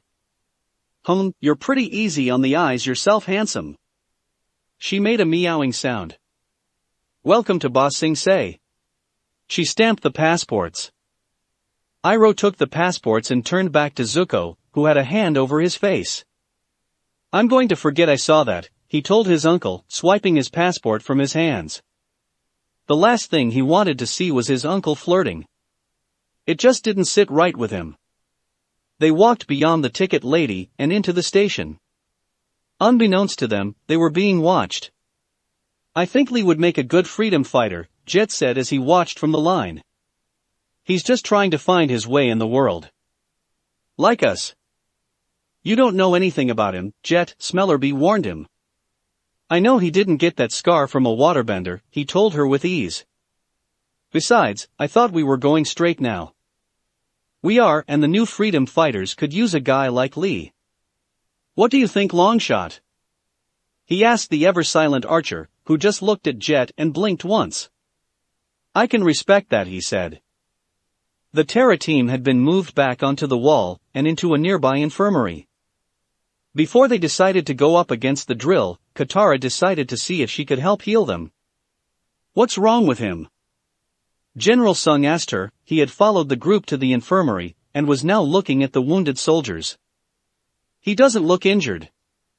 His chi is blocked, Katara told him as she tried to heal the soldier. Who did this to you? She asked him. 2 girls ambushed us, he told her. One of them hit with a couple of quick jabs and suddenly I couldn't earthbend, and I could barely move. And then she cartwheeled away. It was that last part that got Katara's attention, which in turn made her realize who the attacker was. Ty Lee, she said, remembering the acrobat. She doesn't look dangerous, but she knows the human body and its weak points. It's like she takes you down from the inside. But where she is, the Fire Nation princess is, Shikamaru said. And where the Fire Nation princess is, Naruto is, Choji finished up, realizing where his friend was going. So, we have an opportunity here, Ino said. If they followed the acrobat back to Azula, they would find Naruto. Indeed, we do, Asuma agreed. Ha! What are you guys talking about? I'm really confused here, Shuyi said with a puzzled expression. Same here, Toph said, raising her hand and waving it slightly. She knew who Naruto was, like she was ever going to forget what happened at Tuzin, but she failed to follow the logic of the shinobi. They're saying that neither Azula nor Naruto know we're here, Sokka explained. And because of that, they have an opportunity. Should they be able to get aboard the drill, they'd have an opportunity to take Naruto. But I see a second opportunity. What's that? Shuyi asked. She had no idea what they were all talking about. If they can get aboard, Team Asuma could track down Azula and capture her. If they could do that, Ino can get into Azula's mind and extract information on what the Fire Nation is planning, he explained. Then he frowned. The only reason I can think of for them not to explain this one is because they want to focus on Naruto, and hope to use as stopping the drill so they can find him. Team Asuma just looked at him. He is good, Ino finally said, impressed by what she heard him say. Yeah, Shikamaru agreed. It's troublesome, but I can see why Naruto thinks he is the most dangerous person in the group. The tribesman had a mind that could match any of the Nara clan, but he wasn't even lazy. Sokka's ego puffed up a little bit while Aang's, Katara's, and Toph's egos deflated. Shuyi saw their looks. Really, you guys thought you were the most dangerous? She asked them all. Well, kinda, Aang replied. I mean, I am the Avatar. That usually made people either run in fear or bow their heads in respect. There was also attacking on sight, but that was mostly the Fire Nation. So, it didn't really count. She scoffed. You know, the first time I saw your group, I didn't see the Avatar, his bending teachers and Sokka. I saw Bender, she pointed to Aang, Bender, she pointed to Katara, Bender, she pointed at Toph, and non-Bender, she pointed to Sokka. In other words, predictable, predictable, predictable, and unpredictable. She pointed again, in the same order. How are we predictable? Asked Katara, a little offended. She had worked hard to get to where she was with her bending, and this girl was just waving it off like it was nothing. You guys rely on your bending and weapons that can be used in tandem with bending. He doesn't, she explained, again pointing at Sokka. The Fire Nation shouldn't fear the Avatar, the master of the four elements. They should fear Sokka, the master strategist and weapons expert. You know, when she says like that, she's got a point, Asuma said. If the Fire Nation was smart, they would try to capture Sokka, not Aang. If they managed to capture the tribesman and convert him to their cause, he had no doubt that the war would end quickly in the Fire Nation's favor. So Mr. Man with the plan, Toph said to Sokka, acting like the past conversation didn't even happen. What are we going to do? We're going to do the same thing Ty Lee did, he replied. We'll take it out from the inside by hitting its pressure points. Alright, then let's get going, Shuyi said. You're staying here, he told her, turning his eyes onto her. I don't trust you. Wow. Wow. You give a guy a compliment and he responds by telling you that you're not trusted. She didn't sound offended, everyone else probably thought she was. I'm sorry, Shuyi. But the truth is we don't know you. She was practically a newcomer. But this would be a perfect chance to prove my abilities to the group. She argued. If she did that, they would be able to accept her more easily. Sokka, you're being paranoid again, Katara told him. By the spirits, couldn't he keep it in check for once in his life? Yeah, she's already part of the group, Aang said in support. There's no need for you to be paranoid. The two of you seem to forget that the last time you told me to stop being paranoid, we practically turned a potential massacre inside a Fire Nation colony into a battle that ended in an Earth Kingdom massacre, he said, silencing them. He turned back to Shuyi and looked her in the eyes. But maybe I am being too paranoid, so I'll rein it in. Does that mean I'm joining you in the drill? She asked, hopeful for the chance to help them. Yes. She grinned, happy that she was accepted. You gotta learn how to trust people, Ice Chewer. He frowned. I'm going to ignore that insult. He turned to the rest. We need to get down to the ground. Leave that to me and Aang, Toph said. They were brought down the same way they had come up. The soldiers on the outer wall kept large slabs of rock for just that purpose. Once they made it to the ground, they got into a trench, so that the drill couldn't see them. Toph, can you give us some cover? Asuma asked the blind earthbender. Yes, I can. But once I whipped some up, you're not going to be able to see. So, stay close to me. She leapt out of the trench and bent a huge dust screen towards the drill. Run! She ordered as they charged into the dust. Ty Lee looked through the scope. Hey, look at that dust cloud. It's so poofy, she said. Poof, she also said, trying to be cute. Don't worry, Princess, War Minister Chin assured her. I'm sure it's nothing. Maybe, but you never took lessons from Naruto, she replied. So, you think it's something else? Mai asked her. She shrugged. We'll have to wait and see. They made their way towards the drill. When they got close, Toph bent a hole in the ground. Everyone into the hole, she ordered. They all jumped in and she bent the hole closed, leaving them in complete darkness. Wow, it is really dark down here, Choji commented. You can't see a thing, Ino agreed with her teammate. Oh no, what a nightmare, Toph said in mocking horror. Sorry, the two shinobi apologized. They had forgotten that she was blind. Toph bent the hole to form into a tunnel and moved forward. When they came out of the tunnel, they were directly under the drill. There, Sokka said, pointing to an opening in the drill. Hang up onto a bar and hung from his legs.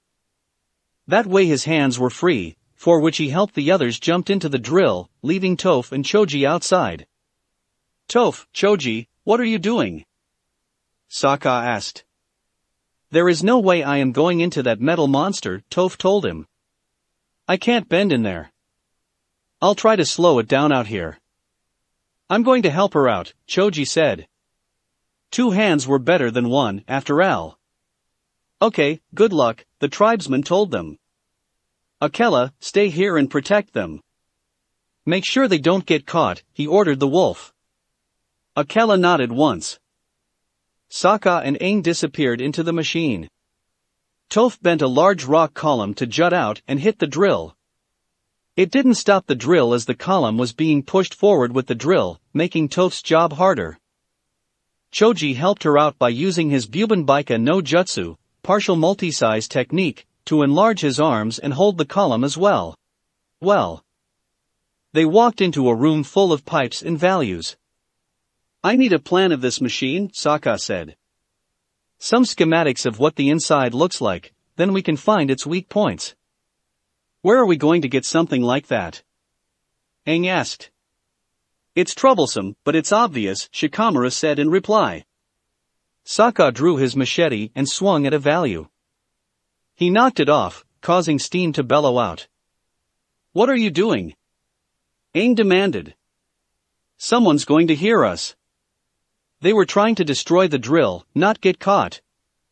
That's the point, the tribesman told him, sheathing the weapon. I figure a machine this big needs engineers to run it. And when something breaks, they come to fix it, Katara finished, realizing what her brother was thinking.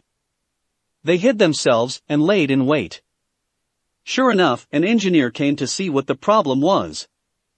When he noticed that someone was behind him, it was too late. Katara bent the surrounding steam to freeze the engineer. Hi, she said. Was that really necessary? Shuyi asked.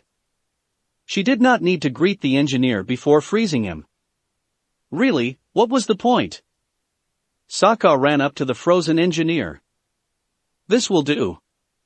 Thanks, he said after grabbing the engineer's copy of the schematics. They made sure that there was a good amount of distance between them and the frozen engineer as they left him. After climbing up a staircase, he opened the schematics on a nearby pipe. It looks like the drill is made up of 2 main structures, he noted. There's the inner mechanism where we are now and the outer shell. The inner part and the outer part are connected by these braces. He drew his hand around said braces to emphasize his point. If we cut through them, the entire thing will collapse. Lead the way, you crafty Ichuiryu, Shuyi said. Will you stop calling me that? That was getting really old really fast. Nope, this is what you get for not trusting me, she replied with an easy grin. His sigh was equal parts annoyed and defeated. Let's just get moving. He rolled up the schematics and led them away. Zuko and Iroh were waiting for the monorail to come in through the station. Jet came over and sat down next to Zuko. So, he began, you guys got plans once you're inside the city? Get your hot tea here. Finest tea in Ba Sing Se, a tea merchant called as he pushed his cart through the station. Oh. Iroh waved the merchant down. Jasmine please. The merchant poured him a cup and left to find another customer. Iroh took 1 sip of the tea and spat it out in disgust. Coldest tea in Ba Sing Se is more like it. What a disgrace. Hey, Jet said to Zuko, getting his attention, can I talk to you for a second? He got up from his seat and walked away. Zuko just sighed and followed him. You and I have a much chance of making it in the city if we stick together, he told Zuko. You want to join the freedom fighters? Thanks, but I don't think you want me in your gang, Zuko answered. He knew that if Jet found they were firebenders, good things would not come of it. Come on, we made a great team looting that captain's food. Think of all the good we could do for these refugees.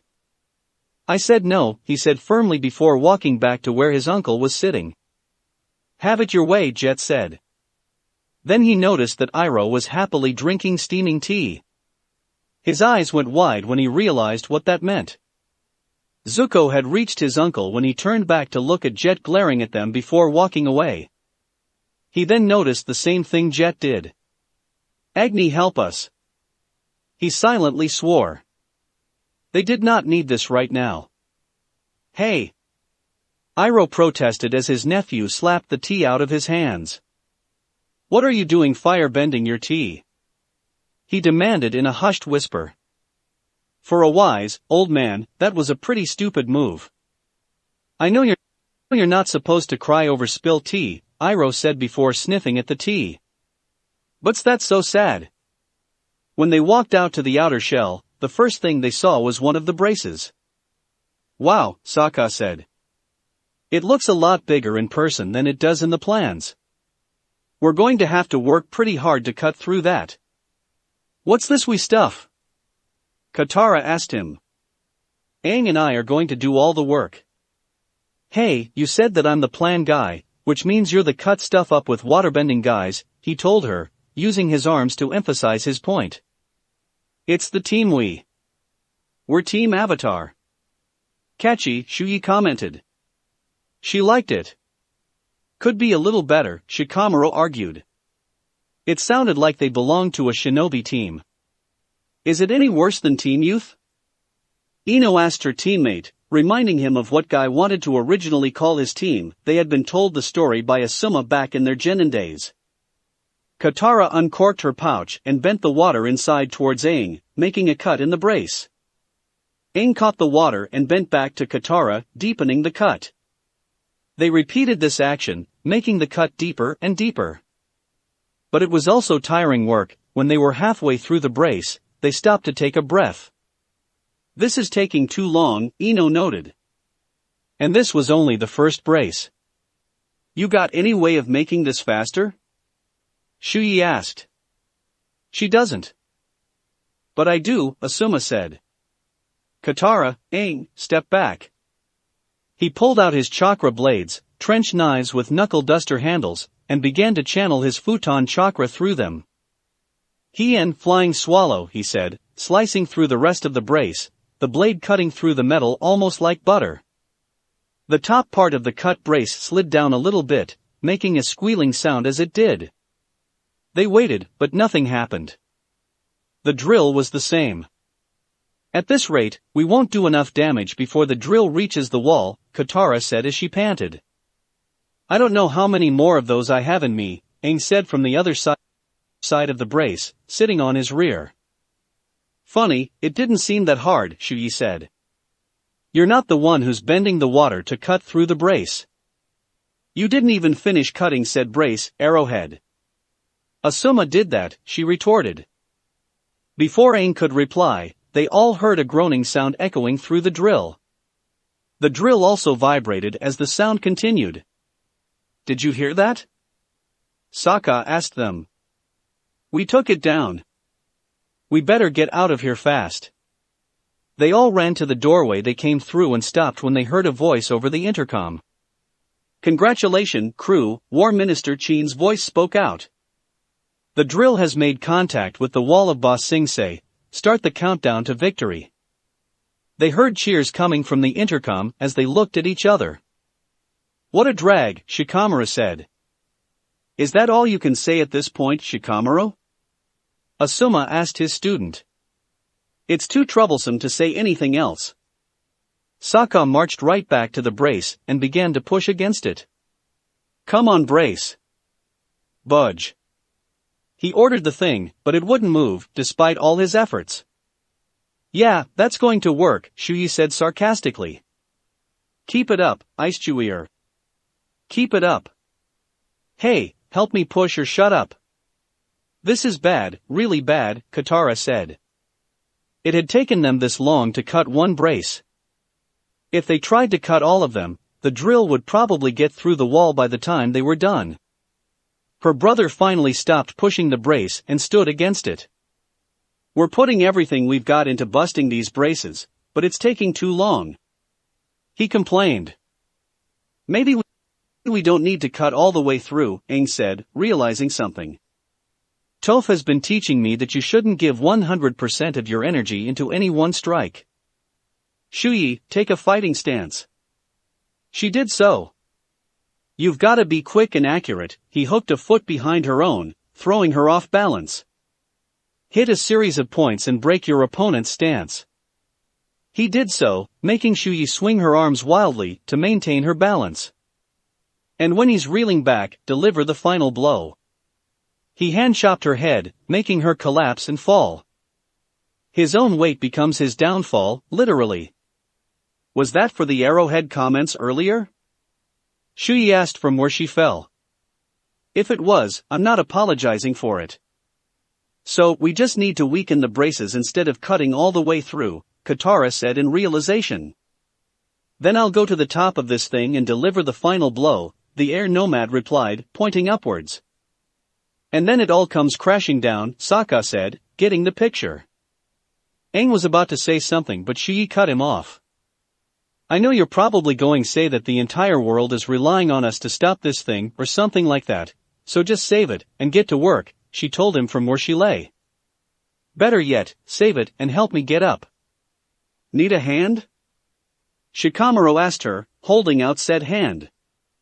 She took it and stood up. Anyway, I can help you with the braces. Asuma held up a chakra blade to show what he meant. It should save us some time. Both Toph and Choji were still trying to slow the drill down, but it was tough work.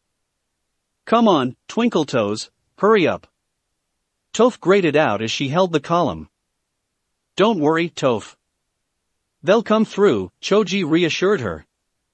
Akela just made sure that they were alone beneath the drill, keep a constant eye. They went to work. Aang and Katara worked on one side of the drill while Asuma worked on the other side. Even though the two benders were working together, they took the same amount of time Asuma took cutting through a brace. However, thanks to his efforts, it didn't take long for them to cut through all the braces. Seriously, boulders? Asked one of the soldiers in the command tower as he looked out the window at the outer wall. Earth Kingdom soldiers were hurling boulders via bending down at the drill. How stupid are these rockheads?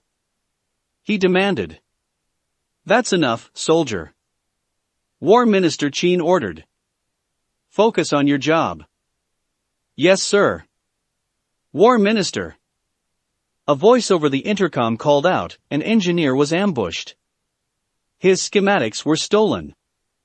War Minister. Another voice over the intercom said, a brace on the starboard side has been cut clean through. It's sabotage, sir. Although he didn't turn to see it, the War Minister knew that Azula was glaring at him. And you thought it was nothing, she said, irritated. My apologies, Princess, he had nothing else to say. Let's go, ladies. She told Ty Lee and Mai. They left the tower before anyone could say anything. The last brace was being worked on by Aang and Katara.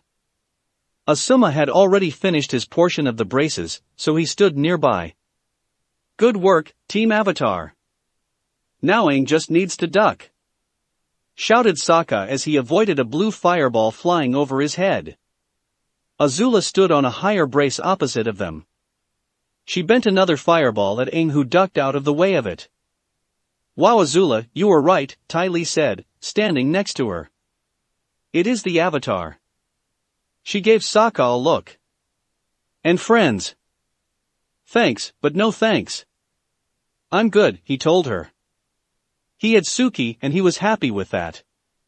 Oh, you're no fun, she replied before looking at Shu Yi and freezing in place. On the other hand, what do you eat? Those things are huge. She demanded, pointing at her breasts. Don't stare at them. Shuyi cried as she tried to cover her breasts with her hands. You're going to make fun of them. She just knew that was coming. Leave her alone. Ino said, standing in front of Shuyi, blocking their view of her. You're making her uncomfortable. Can we just get on with this? Mai asked in a bored voice. Aang's group ran back to the entrance closest to them. Azula and Mai did so as well while Ty Lee jumped down to the bottom of the brace and swung herself at the group. Aang pushed her back with an air-bending slice, but she was able to find solid footing where she landed. Aang and his group ran down a corridor. They soon hit a crossroads where the corridor split into two directions, left and right. Guys, get out of here. Aang told everyone else as they went left and he went right. I know what I need to do. I'm coming with you. Shuyi said, joining him. You're going to need help up there. Alright, let's get moving. Wait. Katara called out, making the two of them stop. You need this water more than I do. She unhooked her water pouch and tossed it to him as Momo settled on his shoulder. He caught it and the two groups went their separate ways. Azula, Mai and Ty Lee soon hit the crossroad.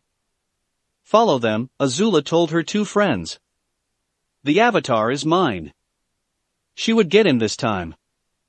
Katara, Sokka, Asuma, Ino and Shikamaru ran down the corridor. They finally made it to the end of said corridor, which held a valve leading into a pipe with writing above it. Slurry pipeline, Katara read the sign.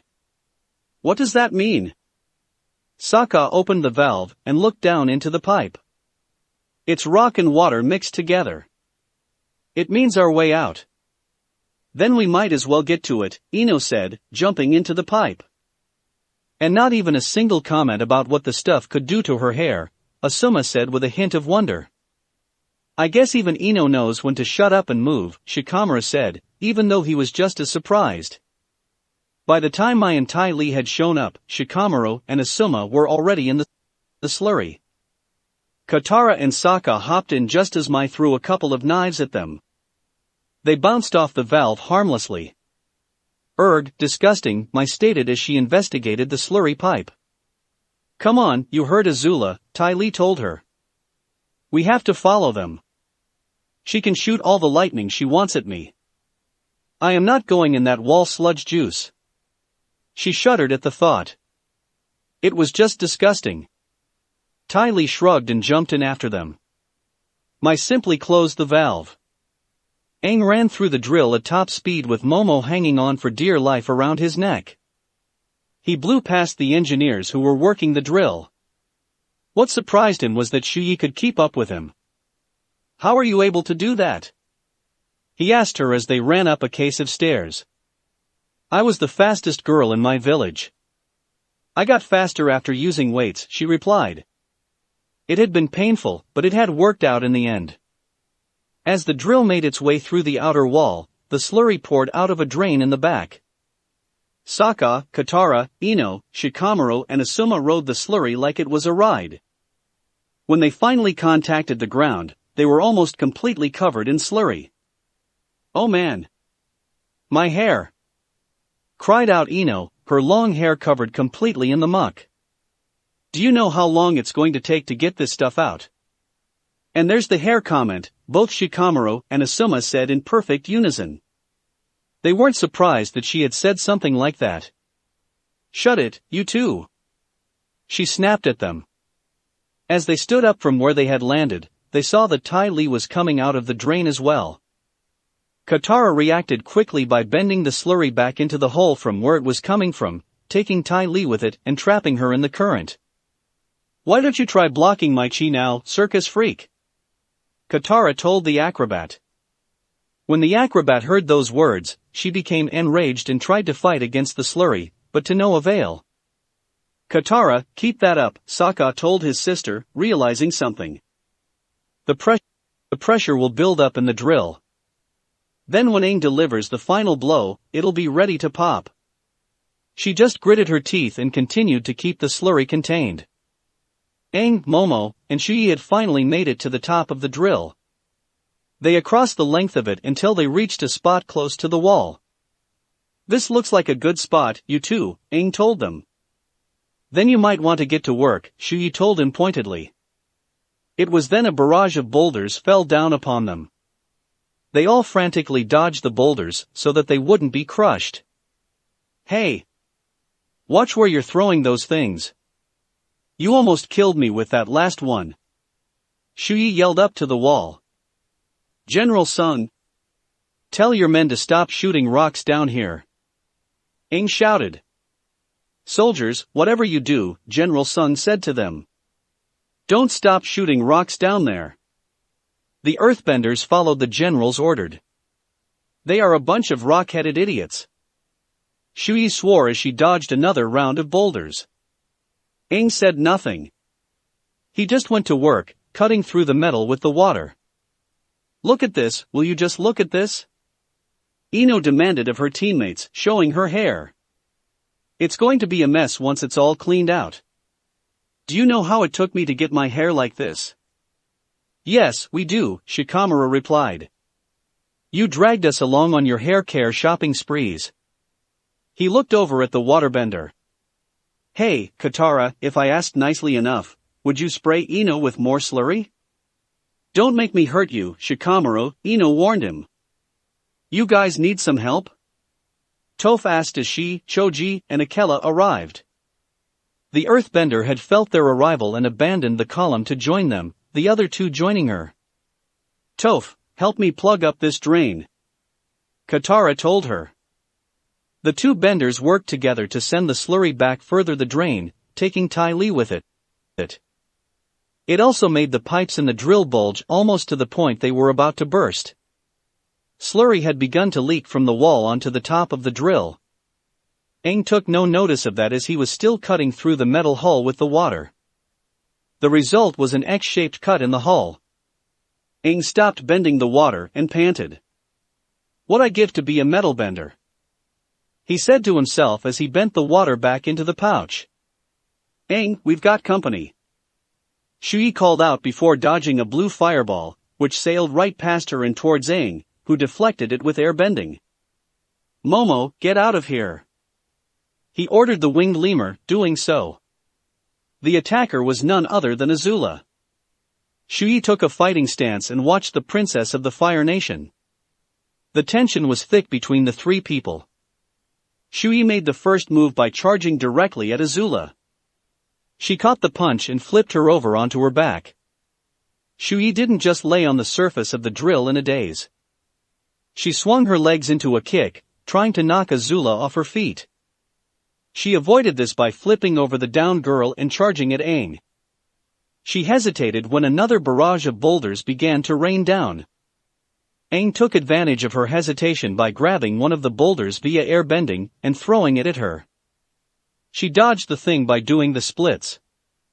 Snapping out of the splits, she sent another blue fireball at Aang, who protected himself by bending the rock rubble around him to form a shield.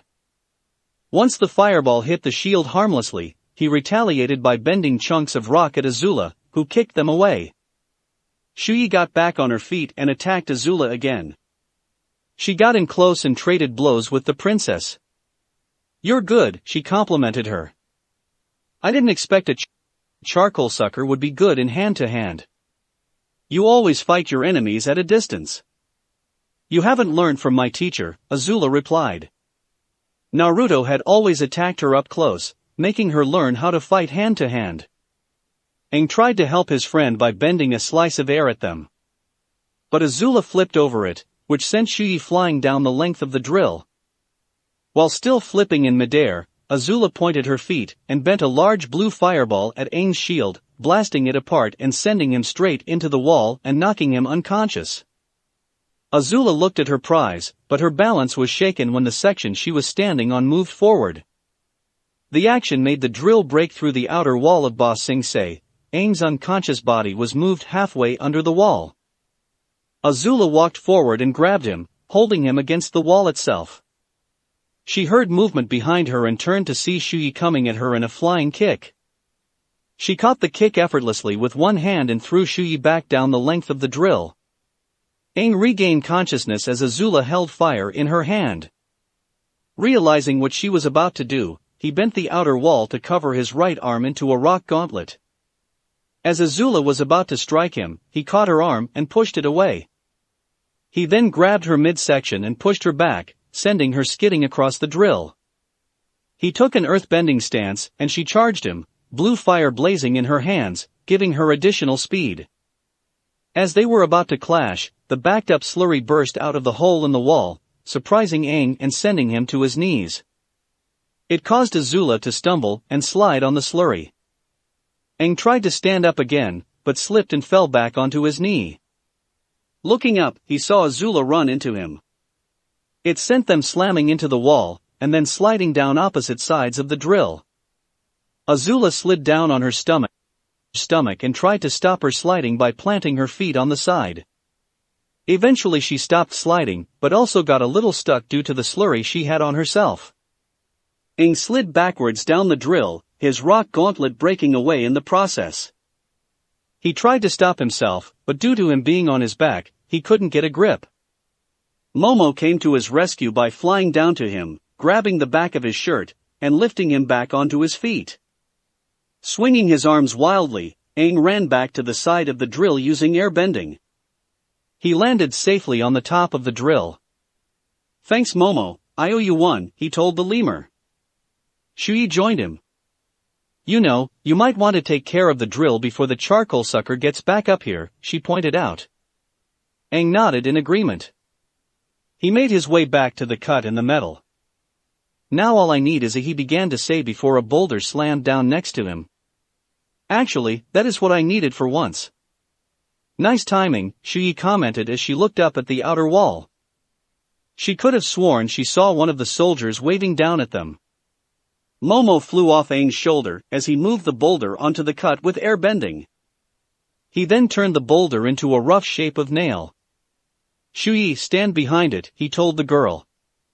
As she did so, he backed up a little and took a runner starting position. He took off. After taking a few steps, he bent an air scooter to stand on. He ran up the wall, as far as the air scooter could take him. Once the air scooter faded away, he continued running up the wall. When he felt gravity taking hold of him, he turned and with a yell of effort, ran back down the wall, using air bending to full effect. Azula had managed to climb back to the top of the drill in time to see Aang running down the wall.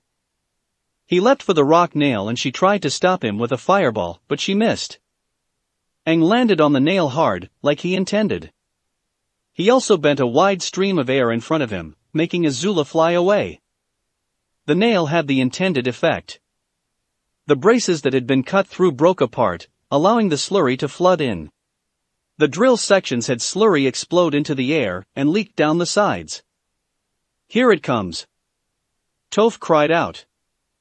She bent the area of earth they were standing on up into a big pillar. Without Katara or Toph stopping the slurry, it flowed freely out of the drain, bringing Ty Lee along with it. Unable to stop herself, she slammed into the pillar. The drill finally stopped moving as the sections broke down, allowing steam to hiss out in large quantities.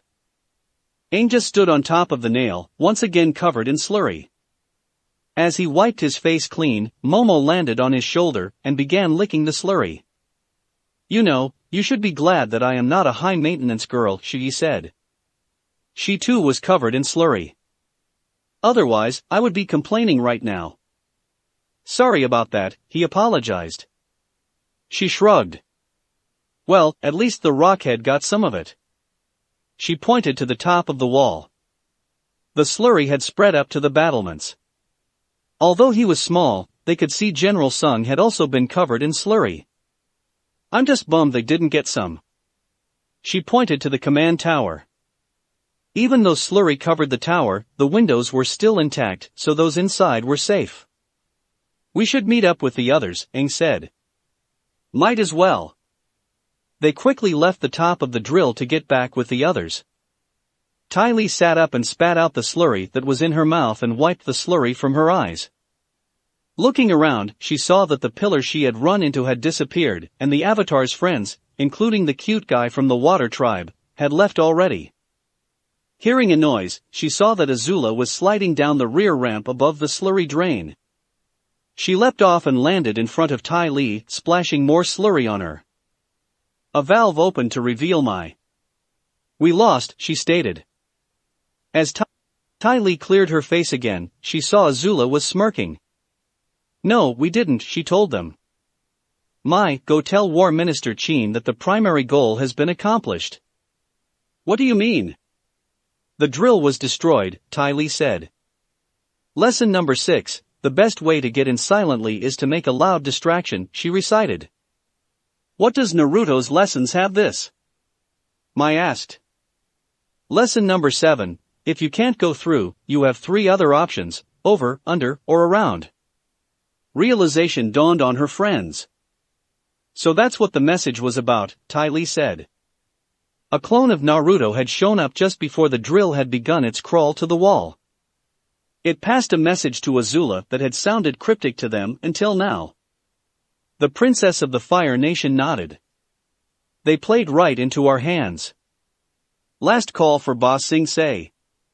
Called out the announcer of the monorail. People began to board the cars, wanting to get into the city and away from the war. Jet walked through the station with his freedom fighters behind him. Jet, relax, Smellerby told him. So, the old guy is into hot tea, big deal. She didn't see what the problem was. He heated it himself. Jet declared, remembering what he saw with a crystal-like clarity. Those guys are firebenders. Watching Zuko and Iroh board the monorail, they made sure to board as well, just a few cars behind. Meanwhile, Zuko and Iroh boarded the monorail car. They sat down next to a couple who were parents, judging by the infant in the mother's arms. What a handsome baby, Iroh complimented her, scratching the cloth the sleeping baby was swaddled in. Thank you, the mother replied, happy to see someone thought so of her newborn. The earthbenders on the end of the monorail began to push on the tracks. The monorail moved out of the station and through the farmland. They stood on the wall, watching the sun set. After getting back into the wall, they managed to get all the slurry muck washed off, a process they were all glad to go through. Good effort out there, Team Avatar, Sokka said to them all. Enough with the Team Avatar stuff, Katara replied. No matter how many times you say it, it's not going to catch on. She was certain of that. You're wrong about that, Princess, Shuyi told her. I already see us as Team Avatar. Hold on, US? Sokka asked her, frowning at her. You're not a member of this team, Shuyi. I still don't trust you. She was still a stranger in his eyes. Sokka, she tried to stop Azula from taking me, Aang told him, trying to help her out. I say she can be trusted. And because you're the Avatar, we should just obey your wishes, the tribesman said with obvious sarcasm. But before Katara could get on his case, he continued. But I already said I'll try to rein in my paranoia. However, if you show so much of hint of betraying us, you're gone, he warned her, looking straight into her eyes. Then I'll just have to make sure I don't betray you guys, she told him, holding his gaze. At that point, a man stumbled out of a nearby command post. He was wearing nothing but his undergarments. Hey! You've gotta help me! He yelled at the group when he saw Aang and recognized him as the Avatar. You have to stop him. He moved forward to them, stumbling as he went. Easy there, Asuma told him, catching him before he fell. What happened to you? Someone knocked me unconscious. When I came to, he was putting on my uniform and was about to head for the stairs when he saw that I was awake. He knocked me unconscious again, this time I came to in a closet. I had just gotten out of there, he explained. How long do you think you were unconscious the second time? Ino asked him. I'm not sure, maybe 10-15 minutes. Can you describe the person who took your uniform? Shikamaru asked. They needed all the details. Yeah, he had blonde hair, blue eyes, and I think he had whiskers on his face, he said promptly. Everyone in the group, minus Shuyi, looked at each other, they knew who that was. Where did he go? Azula demanded. The guard pointed to where he came from. He was heading to the stairs, I swear. He told them all. They all charged in the direction that was pointed and headed for the stairs. They ran down all the flights of stairs and reached the bottom in almost record time. We've got to look for him. Spread out. Azula ordered them. They did so, moving away from the staircase entrance to look nearby for the blonde. Unfortunately, their search did not take them long. If we're going to look for a guy in a stolen uniform, that's going to be a little difficult, Shuyi called out, getting their attention. Why's that? Katara asked. Because I'm looking at said stolen uniform, she answered. They all grouped around her. The stolen uniform was indeed laying there on the ground in front of the wall. It was all cast haphazardly to the ground, like someone had been in a hurry to take it all off. But the implication was clear. The drill was bait, Shikamaru said, realizing what had happened. It was bait for us so Naruto to get into Ba Sing Se. We fell for it and now, we don't know where he is or what he's planning to do. It was a chilling thought, to realize that he had been duped. They looked out the farmlands that stretched for miles. Then we need to get moving, Sokka announced. The sooner we can deliver the information from One Shirton's library, the sooner we can plan an invasion on the Fire Nation, and also potentially stop whatever Naruto is planning. Everyone agreed with what he said. As they made their way to the monorail station that they had passed on the way down, Sokka and Shikamaru shared the same thought. Let the game begin. That's it for this reading. Hit like and subscribe for a free ticket pass going to the different worlds of anime fanfictions. Looking forward to having you on board again.